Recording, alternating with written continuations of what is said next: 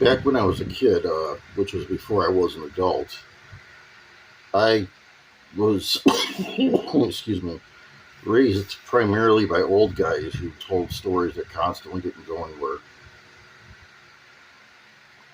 Some of them would talk about stories from when they fought in Korea or when they fought in World War II, or how they complained about how the future generations were getting way too soft, which was Nostradamus like, I guess, unless you can foresee things coming.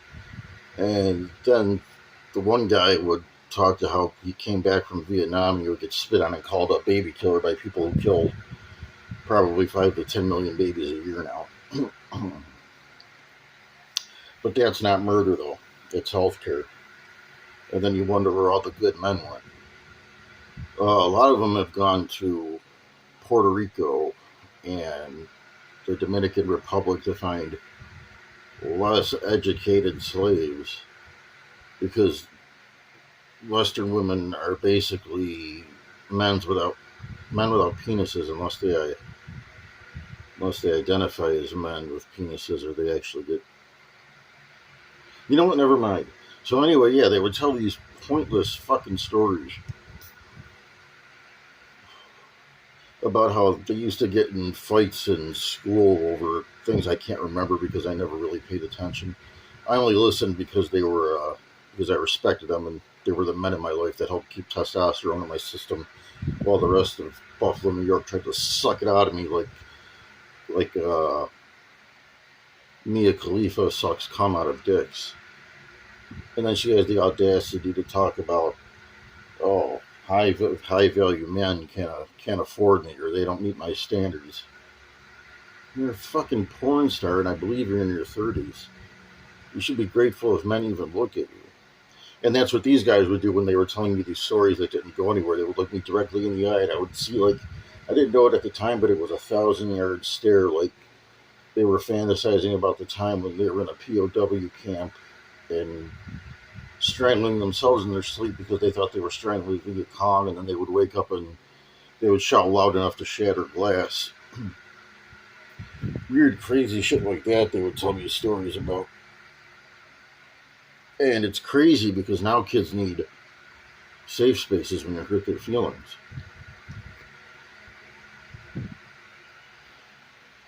Remarkable shit. So anyway, yeah, they would tell me these stories that didn't go anywhere, like how much better women in the economy were back in the 40s and the 50s and the 60s, which I was not even. I don't even think my mom was a thought back then. And I didn't meet anybody who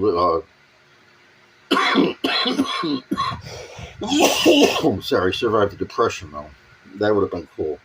Then they could have talked about the breadlines, and then I could have just sat there and been like, is there a point to any of this?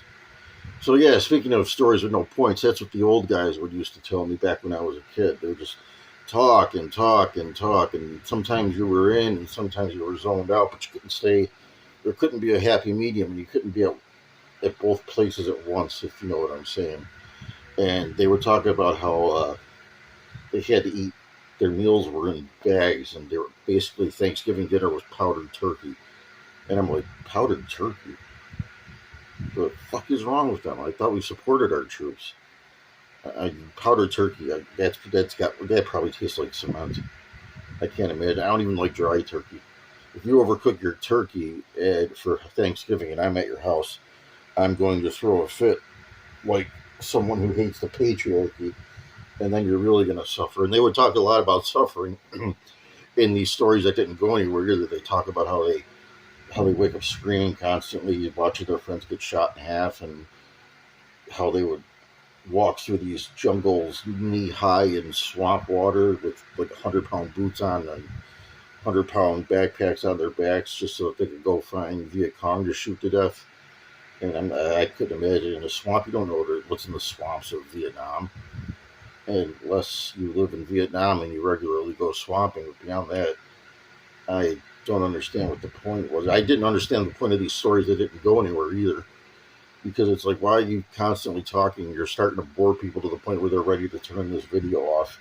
And a lot of people probably have turned it videos off. Like these guys used to talk to me about these stories that don't go anywhere, and they would talk about how they would have to like almost literally turn their brains off just so they could sleep for more than 5 minutes without sweating profusely.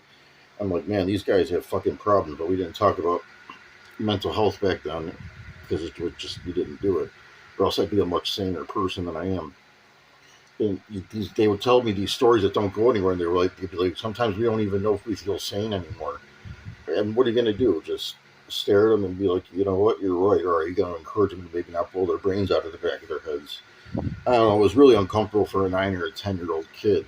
And they would talk to me about in these conversations that didn't go anywhere. They would be like, when I was 9 years old, I had 2 jobs and a paper route. And I'm thinking, okay. When I was 9 years old, I had Crystal Pepsi. 9 years old. That would be 1989. A lot of gay guys with long hair who made shittier songs about love. The 80s were weird, and that's another thing these guys would tell me about in the 1980s. They'd be like, these kids today with their long hair, they're going to start pretending to be girls. And that was one of the few times when I busted out hysterically laughing just because of how absurd the thought was. But the thought of that isn't as absurd as these stories that these guys would tell me that didn't go anywhere. And eventually I would just be like, you know what?